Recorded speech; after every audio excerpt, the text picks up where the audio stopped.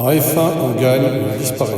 Alors, F1, ancien prodige de la Formule 1, Sonny Heads, Brad Pitt, sort de sa retraite après un grave accident qui a brisé sa carrière. Il revient dans le paddock pour sauver une écurie en difficulté et engendrer un jeune pilote talentueux, mais fougueux, Danson Idris. Entre rivalité, transmission, quête de rédemption, les deux hommes doivent apprendre à rouler ensemble, sur la piste comme en dehors.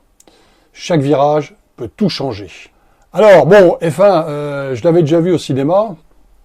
Alors j'avais été assez estomaqué. C'était vraiment virevoltant. Bon, c'est très très bien filmé. Bon, il y a toute la technologie des caméras embarquées pour rendre la course vraiment trépidante. Alors ce film est assez marqué, esprit des films des années 80. Hein. Donc c'est pas pour déplaire, hein, mais bon, il y a pas mal de filtres.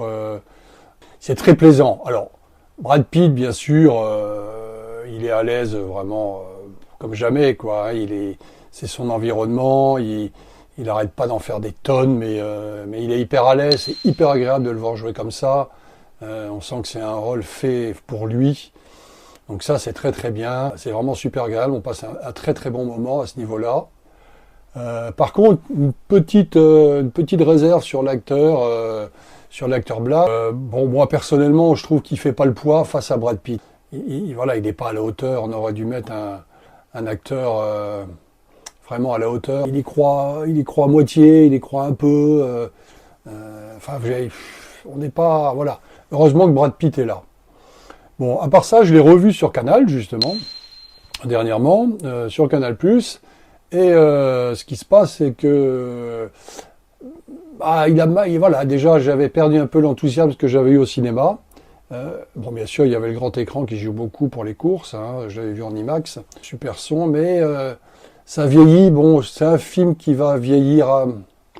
Voilà, on va le regarder 2 fois max, quoi, parce que l'histoire est très simplette. Hein, bon, même pas besoin de la raconter. Voilà, on voit que des courses, ça tourne, ça tourne, ça tourne. On voit un peu l'intérieur du paddock. On voit les changements de roues. Bon, ça on a déjà vu dans pas mal de films. Voilà, bon, une fois qu'on a vu les courses super bien filmées, ok. Bon, pour ma part, moi j'avais vu le film de Steve McQueen, le Mans, la 24 heures du Mans, qui pour moi est largement au-dessus, bon, qui est plus ancien, il n'y avait pas la technologie, mais qui est filmé vraiment au Mans, avec une ambiance qu'on ressent. Pour moi, il est largement au-dessus, avec une course mythique sous la pluie en plus. Voilà, on sent le danger. En F1, on gagne ou on disparaît. Ciao, ciao!